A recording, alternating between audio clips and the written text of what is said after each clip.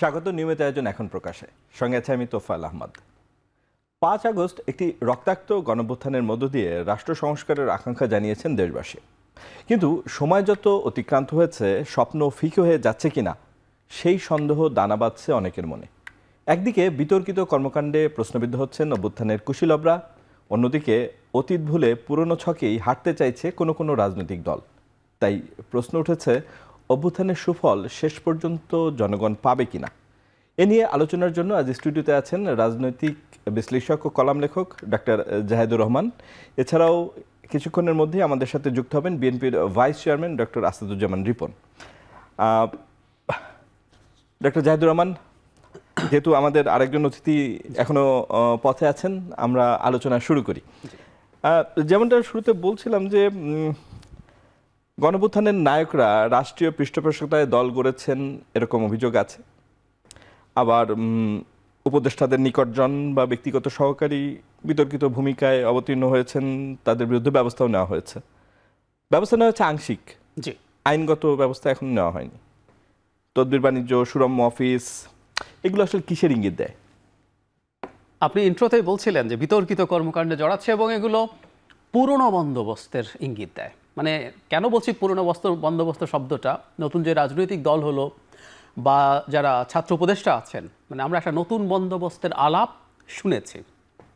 আর আপনি শুরুতে একটা কথা বলেছেন, সেটা আমার একটা জায়গায় একটু কিছুটা দ্বিমত আছে।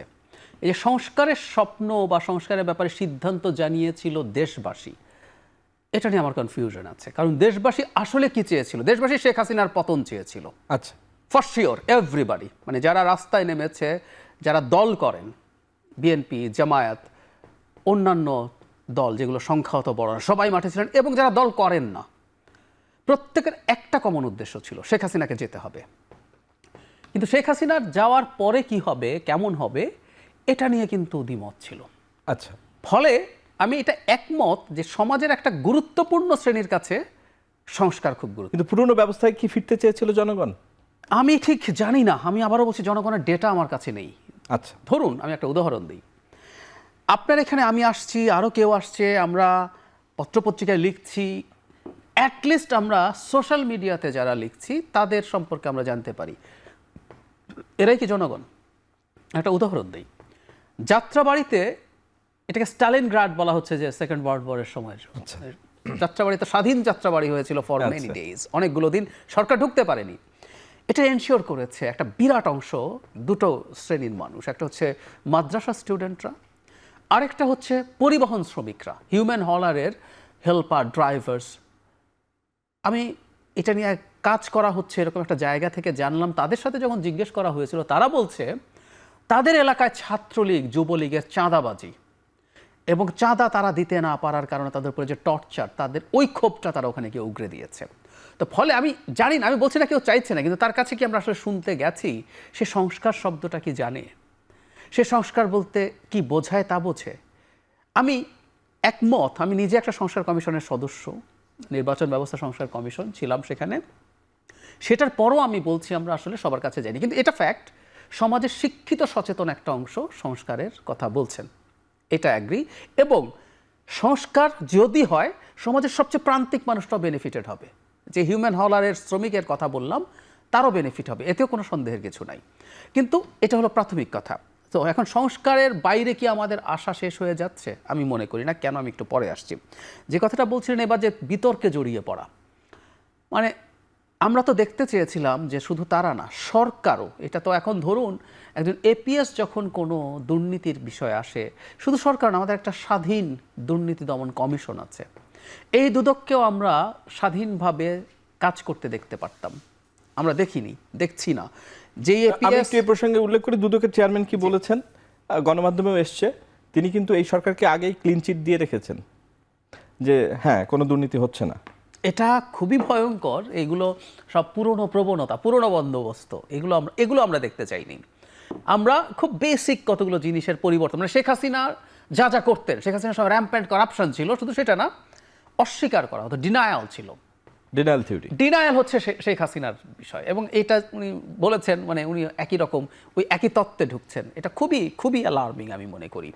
তো ফলে যেটা হয়েছে, আমরা তো এই সোসাইটিতে থাকি, মানে এই দলগুলো যারা করেন ওনাদের কাছে বিভিন্ন কাজের জন্য প্রয়োজনে যারা যান, সরকারি কর্মকর্তা যাদের বদলির চেষ্টা করছেন, আমাদেরই ভাই, আমাদেরই বন্ধু, আপনি খোঁজ করলেও আপনার আশপাশে আছে সবাই। ফলে আমরা এই আলাপগুলো দীর্ঘদিন থেকে পাচ্ছিলাম। এই এপিএস বা স্বাস্থ্য মন্ত্রণালয়ের যে পার্সোনাল অফিসার, স্বাস্থ্য উপদেষ্টা, এই আলাপগুলো, আর আমি মানে বেসিক্যালি একজন মেডিকেল ডাক্তারও, সো ডাক্তার কমিউনিটিতে ওই আলাপ আছে। আমি ডাক্তারি না করলে বন্ধু বান্ধব আছে, ওই আলাপ কিন্তু আছে, দীর্ঘদিন থেকে আছে। ডিফ্যাক্টো উপদেষ্টা হয়ে তিনি যাকে রেলপথ মন্ত্রণালয়েও সম্প্রতি কথা জি আমরা দেখলাম। তো ফলে এই ঘটনাগুলো যখন ঘটছে তখন আসলে দেখলাম সেই পুরনো ব্যাপার, পুরনো ব্যবস্থা, পুরনো ধরনে যা যা হতো তাই হচ্ছে। মানুষের যদি মোহভঙ্গ হয়, আপনি কি খুব বেশি দোষ দেবেন জনগণকে? একেবারেই না। এবং আমি জনগণকে আবার খুব বেশি মোহভঙ্গ করার জন্য বারণ করছি। মোহ তৈরি করলেও কেন? আমি তো মোহগ্রস্ত ছিলাম না। আমাকে অনেকে জিজ্ঞেস করে আপনি কি আশা হতো? কিন্তু আপনি সোসাইটির যে অবস্থানে আছেন, সবাই তো সোসাইটির ওই অবস্থানে নাই। এই প্রান্তিক জনগণ যদি একটু আশা করে তো দোষ কি? হ্যাঁ, দোষ হচ্ছে আশা ভঙ্গের কষ্ট পাবে। আপনি কেন্দ্রে আছেন, কেন্দ্রের কি হচ্ছে না হচ্ছে জানেন, সবাই তো আর কেন্দ্রে কি হচ্ছে জানে না। কিন্তু এই যে প্রত্যাশার কথা বলছি, প্রত্যাশা তো আসলে আমরা তৈরি করিনি। প্রত্যাশার সমস্যাটা এই জায়গায়, জনগণ যদি করে থাকে দ্যাটস ট্রু, প্রত্যাশা এই সরকারের দিক থেকে তৈরি করা হয়েছে। গণঅভ্যুত্থান 2.0, নয়া বন্দোবস্ত, এইসব কথা, নতুন দেশ সব পাল্টে ফেলবো, রীতিমতো বিপ্লব বলা হচ্ছিল এটাকে, আমরা সব ভেঙে চুরে গুড়িয়ে দিয়ে নতুন প্রক্লেমেশন হবে, অনেক কিছু জনগণের মধ্যে তারা এটা তৈরি করেছেন। কিন্তু আমি ব্যক্তিগতভাবে খুব বেশি এক্সপেক্টও করিনি, তাই আমি খুব বেশি আশাহত হইনি, এবং আমি খুব হতাশও নই। আবার কেন জানেন, এটা আমার ব্যক্তিগত অপিনিয়ন। শেখ হাসিনাকে আমরা যে কারণে সরিয়েছি, মানে শেখ হাসিনা নির্বাচন ব্যবস্থাটাকে ধ্বংস করতে চেয়েছেন। কেন ধ্বংস করতে চেয়েছেন? কারণ তিনি কন্টিনিউয়াসলি ক্ষমতায় থাকতে চেয়েছেন। তিনি কেন ক্ষমতায় থাকতে চেয়েছেন? কারণ তিনি ক্ষমতায় থাকলে তিনি তার অলিগার্করা মিলে, তার অন্যান্য একটা নেক্সাস ছিল, কিছু পলিটিশিয়ান, ব্যুরোক্র্যাটস, মিলিটারি, সিভিল, সবাই মিলে, বিজনেস পিপল, এরা মিলে একটা নেক্সাস তৈরি করেছিল। ও করাপশন করবে, লুটপাট করবে এবং সে টাকা পাচার করে দেবে। যেহেতু লুটপাট করা টাকা দেশে সে রাখবে না, কোনো একদিন যদি বিপদে পড়ে, এই তো তার কৌশল। তাহলে একটু খেয়াল করি আমরা, তিনি যদি নির্বাচনটা ফেয়ার দিতেন তাহলে কি হতো? এই পরিমাণ লুটপাট উনি করতে পারতেন, এই পরিমাণ মানবাধিকার লঙ্ঘন করতে পারতেন। মানুষকে এত গুম, এক্সট্রা জুডিশিয়াল কিলিং, নিয়ে গিয়ে টর্চার করো এবং গায়েবী মামলা দিয়ে মানুষকে শত শত মামলা দেয়, পারতেন না। কারণ উনি ভয় পেতেন আফটার 5 years আমি তো ক্ষমতায় নাও থাকতে পারি, সো আমার উপর একই জিনিসগুলো আসতে পারে। এবং জনগণকে যদি তিনি খুশি রাখতে চান তখন তিনি এইসব ডাকাতি, লুটপাট কম করতেন, অনেক কম হতো। সেই বিবেচনায় আমি মনে করি একটা সংস্কার যদি করতে পারি, সেটা হচ্ছে বাংলাদেশে ভবিষ্যতে নির্বাচন আর কেউ ম্যানিপুলেট করবে না। আমি নিশ্চিত 3টা বা 4টা নির্বাচন পর উনিও তো বেনিফিটেড হতেন, কারণ ওনার পার্টি হয়তো একবার ক্ষমতায় যেতে না পারলে পরের বার যেতে পারতো, উনি বেনিফিটেড হতেন। কিন্তু উনি সেটা চিন্তাই করেননি। ওনাদের মাথায় হচ্ছে কি, আমাদের এই কনফার্মেশন বায়াস থাকে, মানে আমরা উল্টো দিকটা দেখি না। তাকে যদি তথ্য দেওয়া হয় তিনি ওই তথ্য নেবেন না। শেখ মুজিবুর রহমান সম্পর্কে বলা হয় যে তার উপরে অ্যাসাসিনেশন অ্যাটেম্প্ট হতে পারে, ভারতীয় গোয়েন্দা সংস্থা ওনাকে জানিয়েছে, কিন্তু উনি এতটাই ওনার কনফার্মেশন বায়াসে ছিলেন যে এই দেশের মানুষ অন্তত হত্যা করতে পারে না, উনি এটা গ্রহণ করেন নাই। ঠিক একইভাবে তারা তাদের পরিকল্পনা 41 সাল পর্যন্ত, এবং 41 সাল পর্যন্ত থাকলে 2071 পর্যন্ত তারা তাদের দিকে যেসব যুক্তি আছে, কারণ তারা তো দেখেছে আমি 14 সালে একটা ভোট হওয়ার আগেই সরকার হয়ে গেছে, 5 বছর থেকে গেলাম, 18 সালে রাতের বেলা ব্যালট বাক্স ভর্তি করে ফেলেছি, ক্ষমতায় তো থেকে গেলাম, সো আমি ভবিষ্যতেও পারবো, 24 সালেও এত কিছুর পর নির্বাচন তো করে ফেললাম। সো তারা এভাবে ভাবছেন। তো যেটা বলছিলাম, একটা সংস্কার যদি আমরা করতে পারি, যে কারণে আমি আশাহত নই, নির্বাচনটা যদি ঠিকঠাক মতো আমরা করতে পারি, অংশগ্রহণমূলক, গ্রহণযোগ্য, নিরপেক্ষ একটা নির্বাচন যদি 5 বছর পর পর আমরা গ্যারান্টেড করতে পারি, জাস্ট 3টা বা 4টা টার্ম পর, 15-20 বছর পর আমরা একটা ভিন্ন বাংলাদেশ দেখব। আপনার এটা বাধ্য আসলে। আর আপনি যখন মানুষকে সমর্থন নিয়ে, মানুষের ভোট নিয়ে ক্ষমতায় থাকতে চাইবেন, তখন আপনি অনিবার্যভাবে মানুষকে খুশি করতে চাইবেন, তাকে একটু অত্যাচার কম করবেন, তার জন্য জিনিসপত্রের দাম নিয়ন্ত্রণে রাখার চেষ্টা করবেন, তার চাকরির ব্যবস্থা করবেন, অর্থনীতিকে ভালো রাখার চেষ্টা করবেন, মূল্যস্ফীতি কমানোর চেষ্টা করবেন, মানবাধিকার লঙ্ঘন করবেন না। আপনি সরকার হলে আপনাকে গালিগালাজ করলেও আপনি খুশি থাকবেন, আপনি ধরে নিয়ে গিয়ে ডিজিটাল সিকিউরিটি অ্যাক্টে মামলা দিয়ে দেবেন না। এই জিনিসগুলো তখন অটোমেটিকলি হতে থাকে। সো রিফর্ম যেটা কম হচ্ছে মনে হয়, নির্বাচনটা ঠিকঠাক মতো হলে রিফর্মগুলো আস্তে আস্তে হয়ে যাবে। সেই কারণে আমি আবার অত হতাশ নই। আচ্ছা, আজকেই একটি মানে বিষয় এসছে গণমাধ্যমে, ক্রীড়া ও যুব উপদেষ্টা তিনি বলেছেন যে তিনি রাজনৈতিক ক্যারিয়ার দেখে সিদ্ধান্ত নেবেন, পুরনো কোনো দলে যাবেন না নতুন কোনো দলে যাবেন। গণঅভ্যুত্থানের এরকম কুশীলব বা হিরোরা যদি এ ধরনের কথা বলে, সেটা কতটা সঙ্গতিপূর্ণ বলে আপনি মনে করেন? আমি একেবারে, আপনি যেটা বলেন যে পুরনো দলে যাব কিনা, এই প্রশ্ন যদি আসে, না নতুন দলে যাব, রাজনৈতিক ক্যারিয়ার দেখে সিদ্ধান্ত নেবেন, সিদ্ধান্ত নেবেন। আপনার কি মনে হয় এই কথার ভিতর কি লুকিয়ে আছে? এই কথার মধ্যে লুকিয়ে আছে আসলে আমরা নতুন কিছু আসলে আর ঘটতে যাচ্ছে না, আমরা ওই অপরচুনিটি হারিয়ে ফেলেছি ফর শিওর। যেদিন তারা সরকারের অংশ হয়েছেন তখন থেকেই এই কথাগুলো বলছি। মানে এই তরুণরা কিন্তু শুধু ফর্মালি সরকারের অংশ না। ধরুন 3 জন উপদেষ্টাকে আমরা দেখছি, এর মধ্যে একজন রিজাইন করেছেন, এপিএস আছেন, পার্সোনাল অফিসার আছেন, এগুলো সব অফিসিয়াল পদ।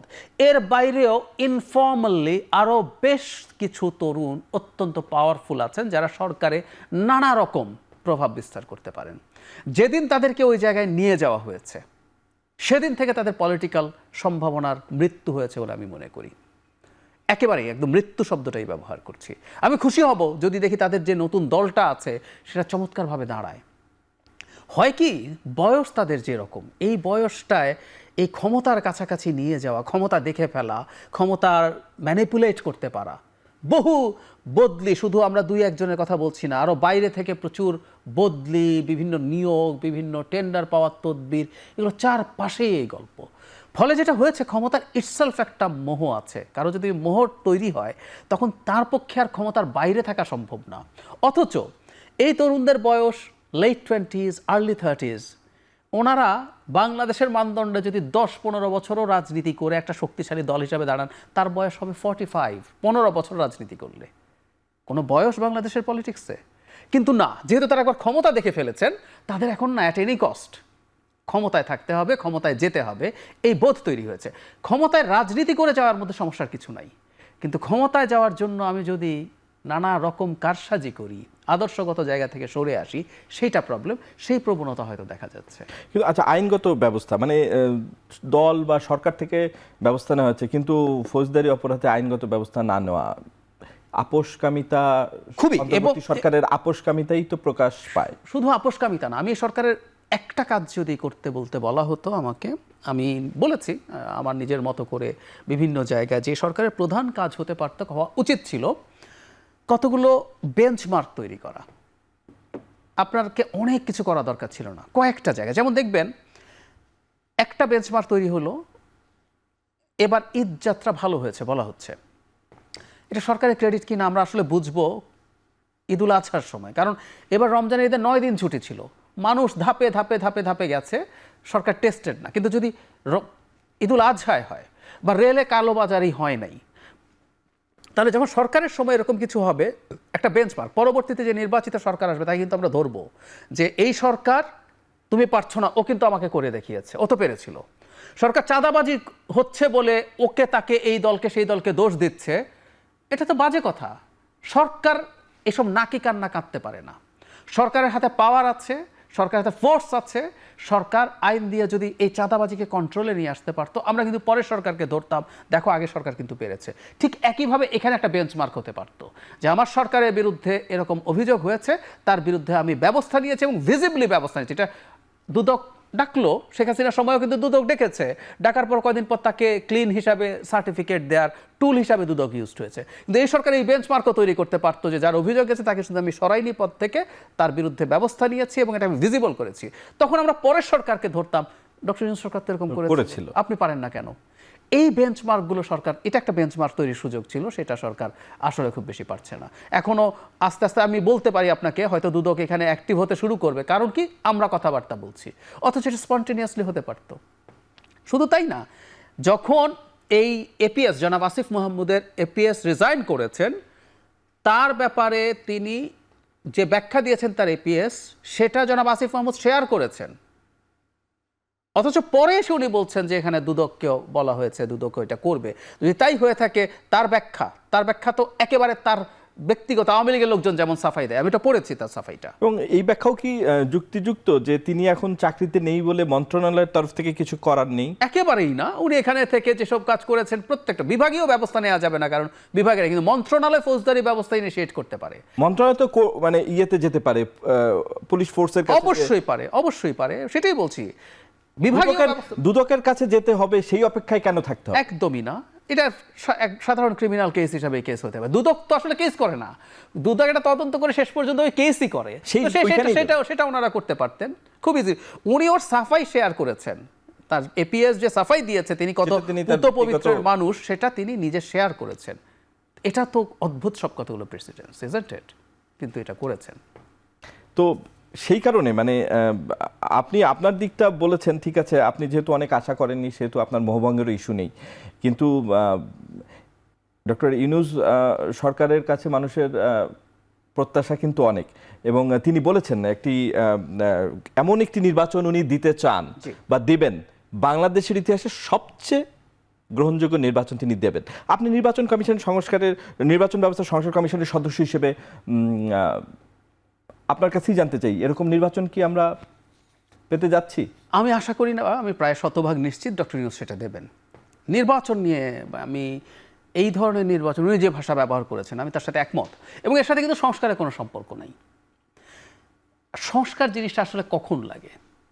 আমরা এই চেষ্টা করি যে কারো যদি সদিচ্ছা না থাকে, মানে একটা স্টেট কারো সদিচ্ছার উপরে ডিপেন্ড করতে পারে না। একটা মডার্ন স্টেটকে আমরা এইভাবে তৈরি করতে চাই, তার কতগুলো ইনস্টিটিউট থাকবে যেগুলো সদিচ্ছা না থাকলেও যাতে মোটা দাগে কাজ করে।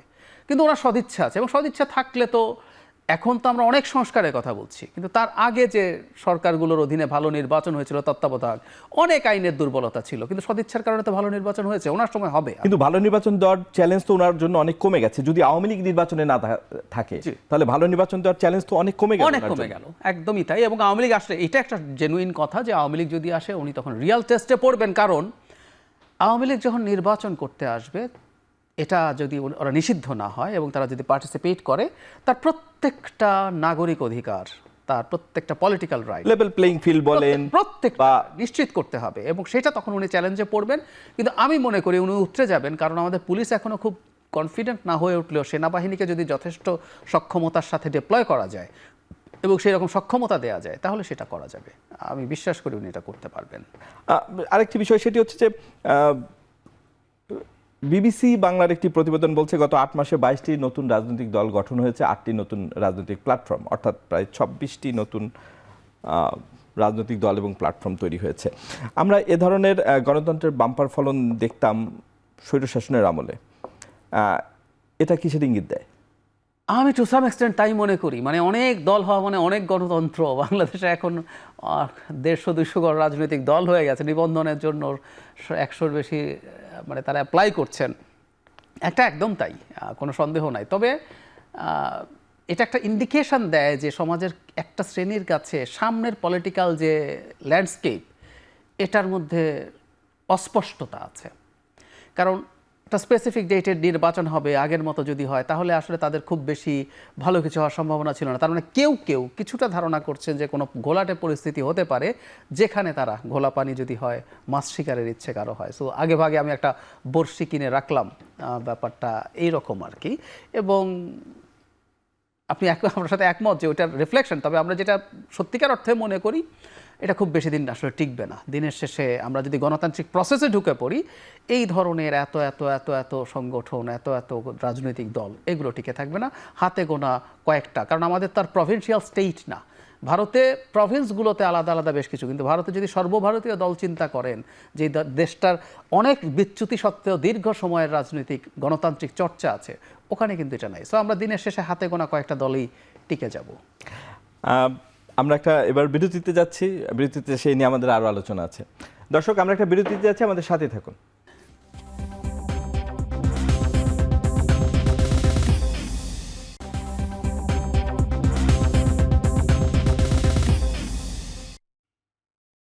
বিরতির পর আবারও আজকের আলোচনায় আসলাম এবং এই পর্যায়ে আলোচনার আমাদের সাথে যোগ দিয়েছেন বিএনপির vice chairman doctor Asaduzzaman Ripon. Ripon ভাই, যেহেতু আমরা আপনাকে অনুষ্ঠানের শুরুতে পাইনি, তো এই জন্য আপনার কাছেই আসি। সেটা হচ্ছে যে আমরা আলোচনা করছিলাম ডক্টর জাহিদুর রহমানের সাথে যে গণঅভ্যুত্থানে যারা কুশীলব ছিলেন, শব্দটা কুশীলবটা বললে বোধহয় নেতিবাচক শব্দ হয়। যা গণঅভ্যুত্থানের সামনের সারিতে যারা ছিলেন তাদের অনেককেই আমরা দেখছি যে নানান ধরনের অনিয়ম, স্বজনপ্রীতি এগুলোর সাথে জড়িয়ে যাচ্ছেন। তো মানুষ বলছে যে আসলে যেই লাউ সেই কদু কিনা, যেই আগে যে ব্যবস্থা ছিল আমরা আবারও সেদিকে যাচ্ছি কিনা। তাদের তো অনেক আশা এই সরকারকে নিয়ে, বা এই সরকার এমন একটা নির্বাচন দিবে যেই মাধ্যমে একটা নতুন দিনের সূচনা আসবে। ধন্যবাদ আপনাকে। তো আপনি কি দেখছেন মানুষের? আমি আসলে ঠিক হঠাৎ করে নতুন কিছু দেখছি না। বয়স তো একেবারে আমার খুব কম না। মুক্তিযুদ্ধ আমার বালক বেলা, মানে হাফ প্যান্ট পরা অবস্থার সময় মুক্তিযুদ্ধ, বাট মানে রাজনীতি সচেতন ছিলাম, পরিবার রাজনীতির, তো ফলে খুব কাছ থেকে দেখেছি।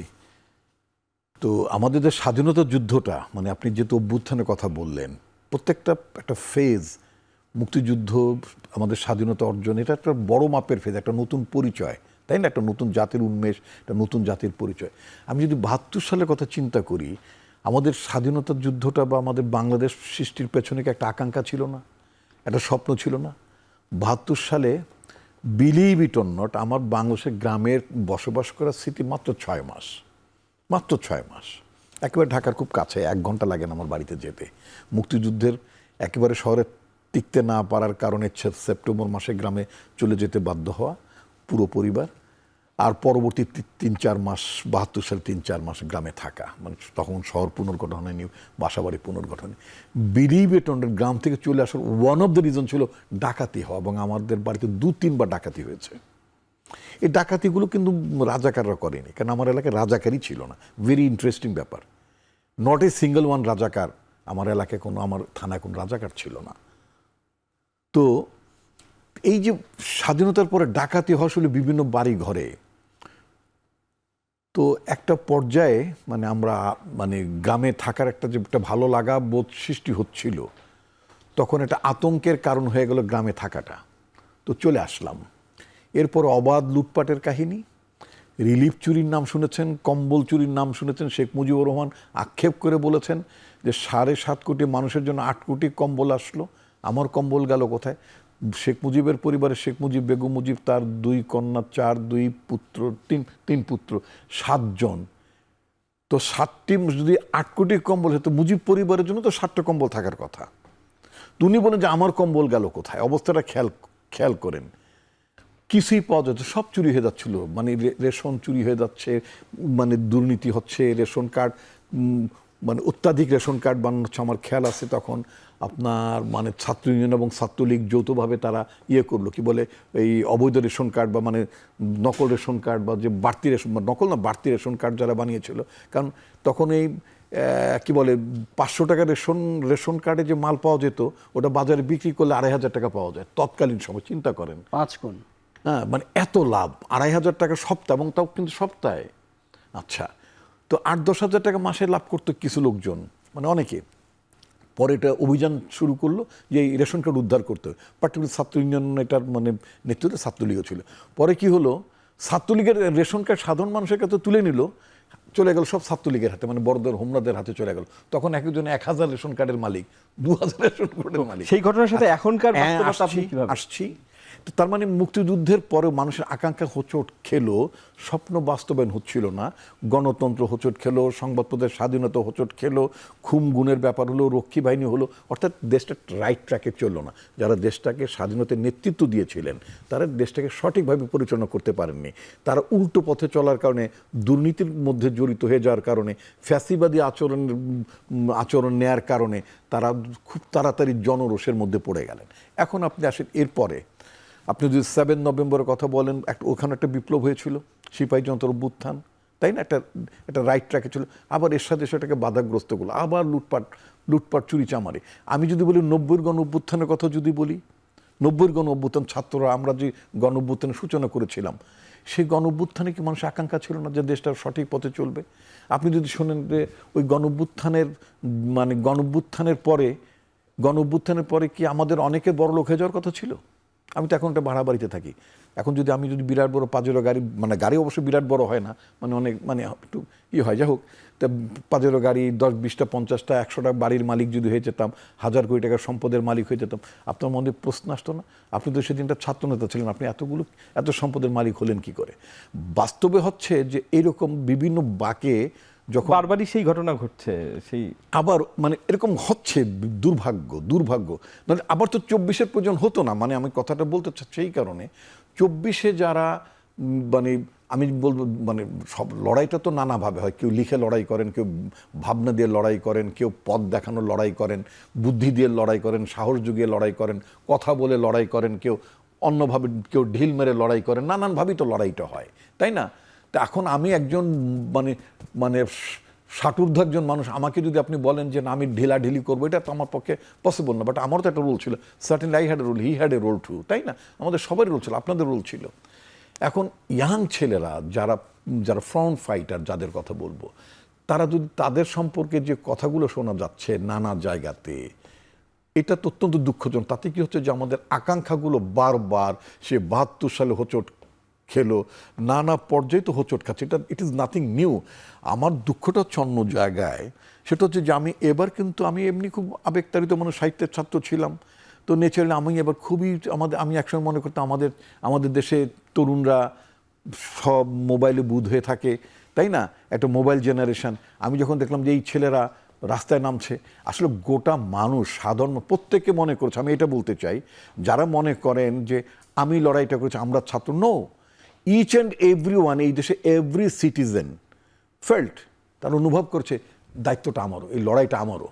এই জন্য আমাদের মায়েরা রাস্তায় নেমেছে, আমাদের বোনেরা রাস্তায় নেমেছে, আমাদের ছেলে মেয়েরা রাস্তায় নেমেছে, গার্ডিয়ানরা রাস্তায় নেমেছে, শ্রমিকরা রাস্তায় নেমেছে, কে রাস্তায় নামেনি? সবাই রাস্তায় নেমেছে। সবাই মনে করেছে এই লড়াইটা আমাদের সবার। এই স্বৈর শক্তিটাকে, এই স্বৈর শাসন অবসান ঘটাতে হবে। এখন অবসান তো হলো, অবসান হওয়ার পর এই প্রথম ঘাপলাটা করে ফেলছেন ইউনূস সাহেব। ঘাপলাটা কি করে ফেলেছেন? উনি যখন এক বিশেষ কোনো ব্যক্তিকে দেখিয়ে বলেন he is the master mind শব্দটা অবশ্য ইতিবাচক না, এটাকে আমি নেতিবাচক মনে করি, সত্যি কথা। তো যখন মনে হয় যে একজন ব্যক্তি সব কলকাঠি ঘুরিয়েছেন, বিষয়টা মাস্টার মাইন্ড এরকম, and which was not in fact, এই দেশের মানুষটাকে চিনেন না, চিনতো না, জানতো না। আচ্ছা, এখন আবার আপনি যদি ধরেন যে মুষ্টিমেয় 5-7টি ছেলে ডিবির অফিসে 2টো বাড়ি খেয়েছে, পৃষ্ঠদেশ লাল হয়েছে, অথবা এটাকে কি বলে, হাঁটুর এই পাশটা কি বলে আমি জানি না, বাংলাটা কি বলে ডাক্তার সাহেব? আচ্ছা, একটা কিছু বলে আর কি, উরুঠুরু বলে, উরুটাকে লাল করে দিয়েছে, এইটি তো বিপ্লব না, তাই না? আমরা দেখলাম আবার ডিবি অফিসে সবাই কত সত্য ভাষণ পাঠ করেছে ডিবির অফিসে বসে। আবার অপর দিক দিয়ে আমাদের ছেলেগুলো গুমের শিকার হয়েছে, নির্যাতন শিখেছে, কারাগারে গেছে, মাসের পর মাস, বছর পর বছর জেল কেটেছে। সুতরাং ওই উরুর কিছু অংশ লাল হয়ে যাওয়াটাই বিপ্লব না। আচ্ছা, এটা মনে করি আমরা আপনার পয়েন্টটা ধরতে পারছি। এর বিপরীতে আমাদের আরো একটা বিষয় আছে, সংস্কারের প্রক্রিয়া চলছে, বিএনপির সাথেও আলোচনা চলছে। 3 দফায় দ্বিতীয় ফেজে 3 দিন আলোচনা হচ্ছে বিএনপির সাথে, ডে লং। আচ্ছা, বিএনপির সাথে 2টি ইস্যুতে বিএনপি তাদের দ্বিমত জানিয়েছে, এবং 31 দফার সাথে আমরা জানি যে বিষয়তে আমাদের দ্বিমত আছে, আমি বলবো 31 দফাও বিএনপি দিয়েছে, সেটাও আমাদের জানা আছে, পড়া আছে। কিন্তু কোনো ইস্যুতে সুনির্দিষ্ট ব্যাখ্যা ছিল না দেখে পরে আমরা জানতে পারলাম যে বিএনপি কি চায়। যেমন 70 অনুচ্ছেদে বলা আছে যে 70 অনুচ্ছেদে সংশোধন হবে, কিন্তু কি সংশোধন হবে সেটা ওইখানে ছিল না। পরে আমরা জানতে পারলাম, যখন বিএনপি আলোচনায় গেল তখন আমরা জানতে পারলাম বিএনপি কি চায়। কিন্তু সেই চাওয়াতে আমরা দেখতে পেলাম যে অনেক ইফ অ্যান্ড বার সহ তারা 70 অনুচ্ছেদ চায়, এবং পরপর 2বার নির্বাচিত হতে পারবে কিনা সে বিষয়ে আমরা পরিষ্কার এবার জানতে পারলাম। যতটা ছিল 31 দফায় তার চেয়ে আরেকটু পরিষ্কার করে জানতে পারলাম যখন বিএনপি আলোচনায় গেল। তো এই যে বিএনপি যেই বিষয়গুলো চাচ্ছে, এগুলো কি আপনি মনে করেন যে আন্দোলন বা যে গণঅভ্যুত্থান হয়েছে তার সাথে সমান তালে যায় বা প্রাসঙ্গিক? হয়তো পুরোটা সমান্তরালে যায় না, সবটাই হয়তো প্রাসঙ্গিক না। কারণ আমার দলের একরকম চাহিদা থাকবে, চাওয়া থাকবে। যেমন আপনি যদি বলেন নারী সংস্কার, যেহেতু সংস্কার নিয়ে কথা বললেন, যেমন ধরুন নারী সংস্কার কমিশন একটা প্রস্তাব দিয়েছে, পতিতাদের পেশাটাকে স্বীকৃতি দেওয়া, এবং তাদের কিছু সুযোগ সুবিধা দেওয়া, কি যেন বলেছে এরকম নাকি, শ্রমিক হিসাবে স্বীকৃতি দিলে অন্যান্য শ্রমিক সুযোগ হিসেবে সুবিধা চলে আসে। এখন পতিতা বৃত্তি, মানে তিনি একটা সময় কাটাচ্ছেন, সময় দিচ্ছেন, বা এটা একটা কাজ হিসেবে মনে করছেন, কেউ কেউ মনে করেন। এটাকে আমি তো আমার পার্টিতে এটাকে স্বীকার করে না, খুব clear cut. Number one, as a Muslim I don't believe যে কাজটা ঠিক। এটা একেবারেই আমার মানে ধর্ম মূল্যবোধের একেবারেই পরিপন্থী কাজ। এখন বিএনপিকে যদি বলা হয় যে আপনি কি এটা একমত, আমি তো বলবো যে না। ঠিক আছে, এত রূপক করতে গেল একটা উদাহরণ দিলেন, কিন্তু এই যে পরপর আবারও বলছি, আপনি রাষ্ট্রটাকে 4টা প্রদেশে পরিণত করতে চান, আমার পার্টিটা মানে না, আমি বিশ্বাস করি না, আমি নিজেও বিশ্বাস করি না যে এই ছোট্ট একটা দেশ, এই ছোট্ট একটা দেশ আপনি মানে প্লেনে ফ্লাই করলে 55 মিনিট লাগে, কিন্তু সেই দেশটিতে প্রদেশ সেটা আমরা বুঝতে পেরেছি, প্রাদেশিক কিন্তু পরিষদ, 4টা প্রাদেশিক নির্বাচিত গভর্নর। হয়েও যে স্বৈরতন্ত্র কায়েম করা যায় সে উদাহরণ আমরা দেখেছি। সেইটার আপনারা যা চাচ্ছেন তাতে কি এই যে নির্বাচিত হয়ে সংখ্যাগরিষ্ঠর যে অত্যাচার, সংখ্যাগরিষ্ঠ যে ইয়ে হতে পারে, ওয়েল, আমি আপনাকে একটা জনবিরোধী অবস্থান নিতে পারে, আমরা তো এটা আমরা দেখেছি, রাইট। এখন আপনি বলেন এগুলোর ব্যাপারে বিএনপি কি ভাবছে? আমি বলি, আপনি যুক্তরাজ্যে সংখ্যাগরিষ্ঠ তিনি সরকার প্রধান হন না, সরকার চালান না, এটা বিষয়টা তো মাথার মধ্যে একটা বোধের ব্যাপার। মাথার মধ্যে তো অনেক কিছু থাকে, ভালো থাকে, মন্দ থাকে, নানান কিছু থাকে, পুরো একটা মাথার মধ্যেই থাকে। এই বোধের মধ্যে যদি থাকে যে আপনি গণতন্ত্রে বিশ্বাস করেন, এই বোধের মধ্যে যে মানুষের চোখে কি, মানুষ চোখে কি দেখছে এটা যদি আপনি বুঝতে পারেন, চোখটা তো আপনার মাথার একটি অংশ, তাই না? আপনাকে বুঝতে পারেন মানুষ কি চায়।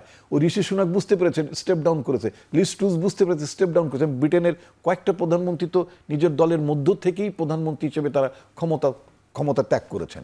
সুতরাং সংখ্যাগরিষ্ঠতা থাকবে আপনার সরকার গঠন করার জন্য, কিন্তু এটা নয় যেটাকে একেবারে গামের মতো, আঠার মতো থাকতেই হবে। 5 বছর আমি নির্বাচিত হয়েছি, I will not quit, no, not that, not at all.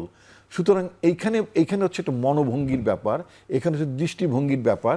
যে আপনি যদি দেখেন কথার কথা যে আপনি সরকারে আছেন, হঠাৎ করে খাদ্যদ্রব্যের দাম প্রচুর বেড়ে গেছে, মানুষরা মানছে না, আপনি মানুষকে সামলাতে পারছেন না, মানুষ অপছন্দ করছে, ইত্যাদি ইত্যাদি। আপনার দলের মধ্যে আলোচনা আছে, আপনার এমপিরা ডিফারেন্ট ডিবেট করছে, তখন আপনার বুঝতে হবে, বুঝে নিতে হবে যে আপনার নেমে যাওয়া উচিত হবে, তাই না? আপনার কানাডার প্রধানমন্ত্রী জাস্টিন ট্রুডো নেমে যান নাই, নেমে গিয়েছেন তো।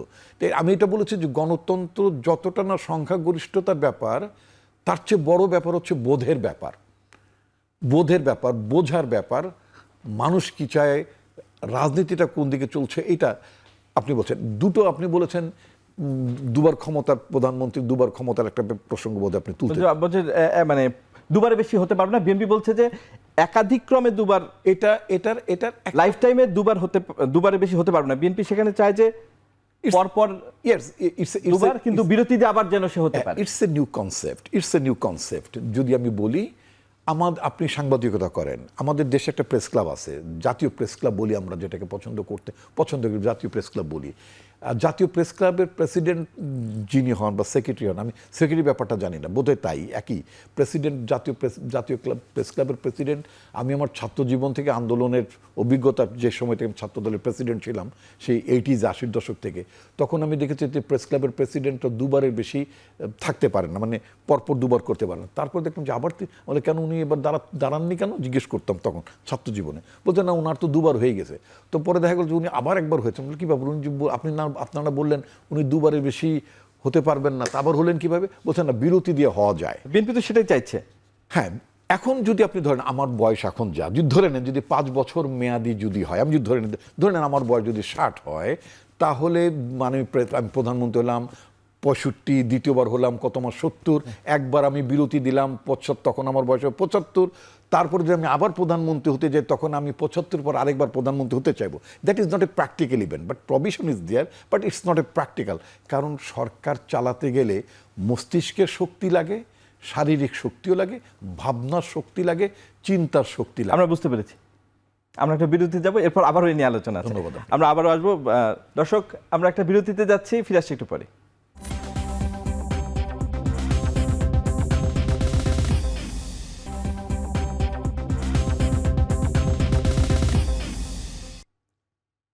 বিরতির পর আবারও আজকের আলোচনায় ফিরে এলাম। আমাদের সাথে আজকের আলোচনায় আছেন ডক্টর জাহিদুর রহমান, রাজনৈতিক বিশ্লেষক, এবং বিএনপির vice chairman doctor Asaduzzaman Ripon. Doctor Jahidur Rahman, আপনি তো সংস্কার প্রক্রিয়া যেটা চলছে দেখছেন যে এর অগ্রগতি বিভিন্ন রাজনৈতিক দলের সাথে আলোচনা, আজকে জামাত এসেছিল, তা বিএনপির সাথে তো দফায় দফায় হলো।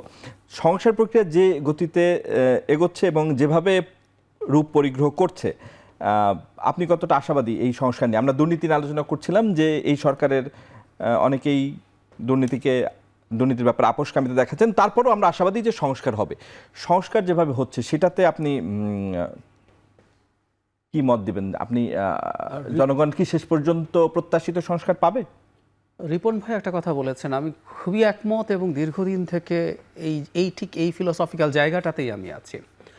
সংস্কার পেপারের দরকার আছে, কিন্তু মাথার সংস্কার, মনের সংস্কারটা প্রধান। শুনতে খুবই অ্যাবস্ট্রাক্ট শোনায়, কিন্তু এটা এরকমই। আমি একটা উদাহরণ দিই। সংসদ নির্বাচন হয় যে আইনটা দিয়ে, এটা হচ্ছে আরপিও, জনপ্রতিনিধিত্ব আদেশ।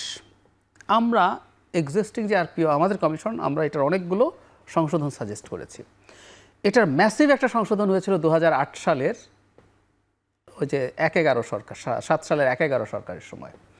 খেয়াল করি, এর আগের যে আরপিওগুলো ছিল এগুলো এর তুলনায় অনেক দুর্বল ছিল, ফর শিওর।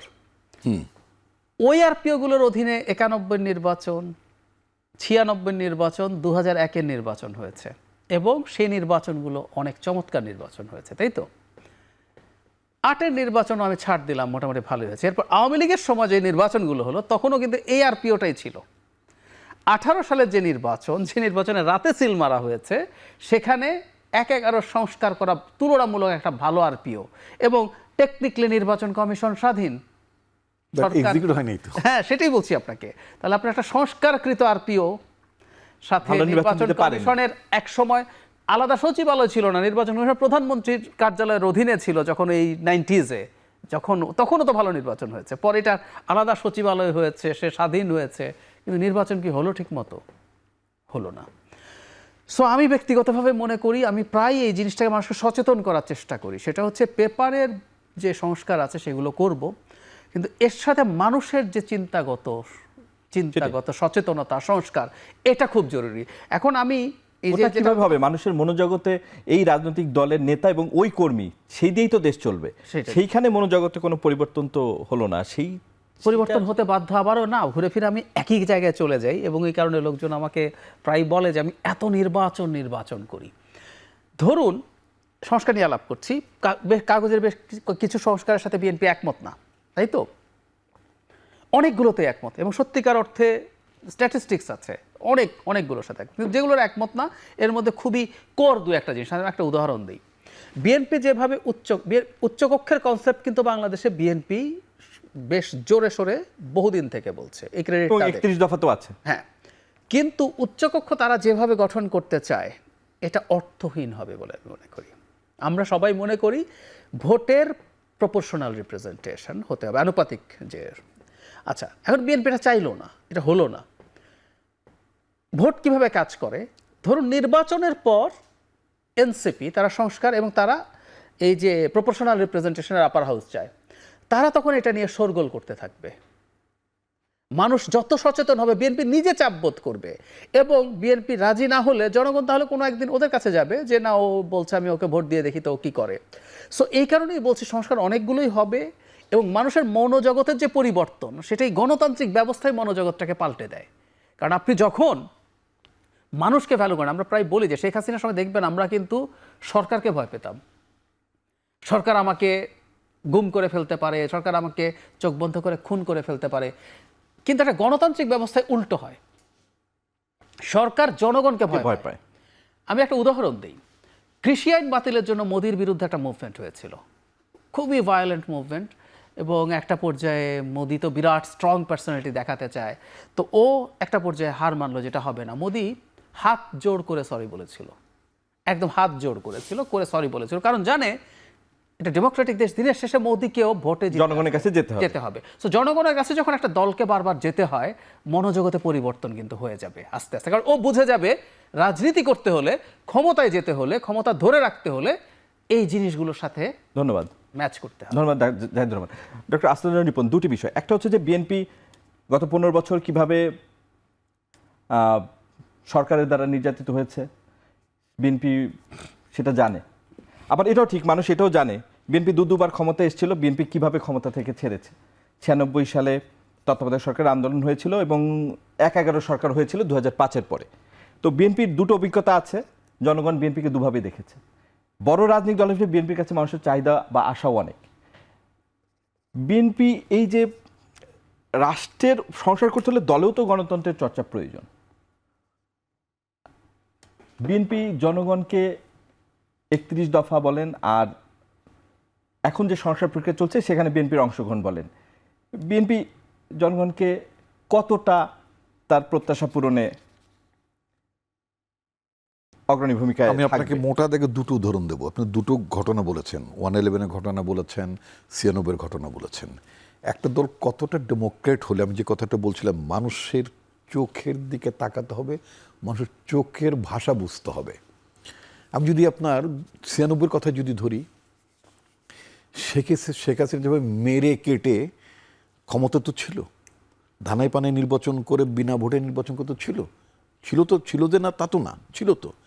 বিএনপি ইচ্ছে করলে 96 সালে মেরে কেটে থাকতে পারতো, কিন্তু আমাদের পার্টিতে ডিসিশন ছিল, যেহেতু চাচ্ছেন উনি যেটা বললেন যে আলটিমেটলি জনগণের কাছে যেতে হবে, যদি বিএনপি মেরে কেটে যদি ক্ষমতা থাকতে চাইতো তাহলে মানে হাসিনার তো একটা দেশ আছে, মানে দেশ বলতে আমি বুঝাচ্ছি যে তার একটা অভয় অরণ্য আছে।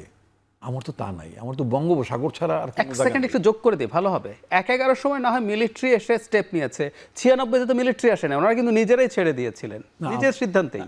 না, আবারও বলছি যে 96 সালে কিন্তু আমরা, রাইট, 96 সালে কিন্তু আমরা নিজেরাই বুঝলাম যে বেশি তেতো করা ঠিক হবে না। হ্যাঁ, তেতো করা ঠিক হবে না।